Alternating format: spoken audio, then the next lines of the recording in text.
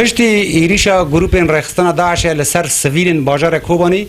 بشک ج سویلان یه نزیکی سینور باکور کردستان تا خاکانی عربان تا خا گمرگ تا خا مزگفت حجرشات بر به عالی سینور باکور کردستان و درکتن و درد حرم سینور دانه بشک جی چونه روجاوی باجار کوبانی لناف دارستان لروجاوی باجار کوبانی لو درد کامپا مشتنور دا لورد مینن بشک جی فیلان دناوا باجار کوبانی دمان تا و دمه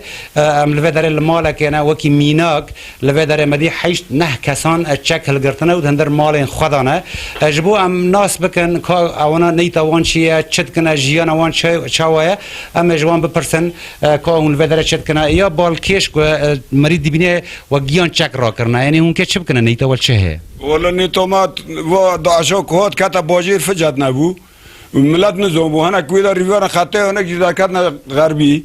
و هم جلوه در ریال ما قطبو و اینقل هم ساکنین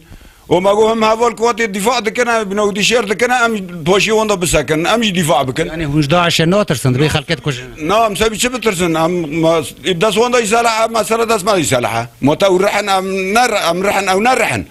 وقواتي ورح ياكل رحت ماذا هي ام تقصير نوكن اما رأي قافله بكن وألا مجي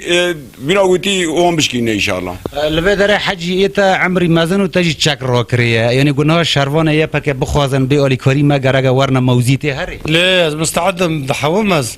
ظهر اون حسابش داعش ناکن لا ضاعش شو حسب او شخص ام شخص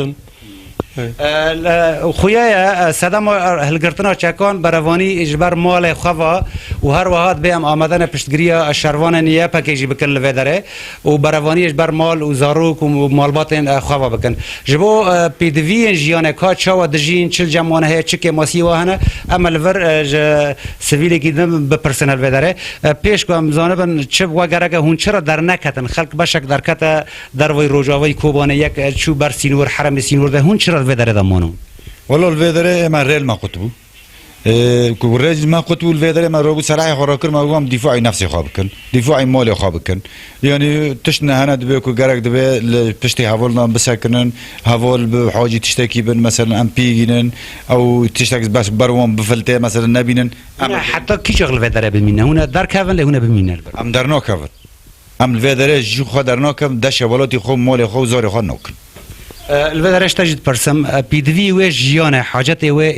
روزانه يومي يعني چه وي كمان قال لك اوف زعمت نون زعمت خارن تنه هوني